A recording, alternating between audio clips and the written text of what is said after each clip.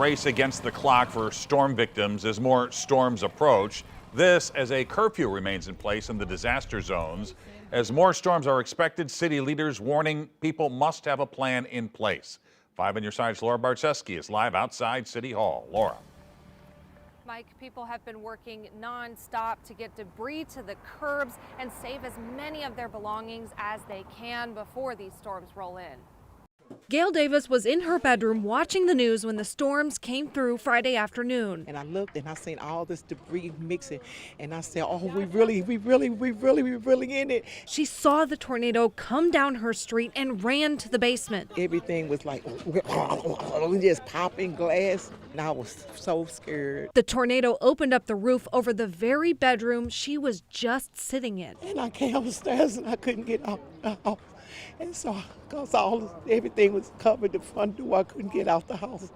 And so the police was running up and down the street, so they came and rescued me.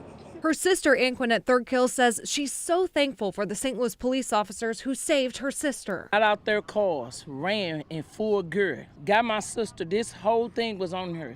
Got her out, hollered on the bullhorn. Anybody trapped, they ran up and down the street. They took the wood that was in the middle of the street, broke it in half, and got 2 old ladies out of their houses. That debris is still all over the streets, and people like Jeff Bailey, owner of Econotree, have been working nonstop on a volunteer basis to help people like Gail, a grandma to one of his friends. I was helping them just shovel, shingles and bricks and stuff off the sidewalk because the water can build up. As far as trees around the city, Bailey is concerned the additional storms could wreak more havoc. So I'll tell people, look up, like wherever you're at, look up. If you see a piece of a tree that is not still attached to its own original tree, don't stand under it, don't put anything under it, don't park under it because it will still fall. For those with roofs missing like Gail, Mayor Kara Spencer says they've had truckloads of tarps delivered to city donation sites. We're asking you, instead of just trying to tarp the building, pull your belongings to the center, use the tarps to try to protect your belongings. The St. Louis Fire Department finished searching all of the affected buildings and says the area is still very dangerous. If you have a neighbor that you think is in a house that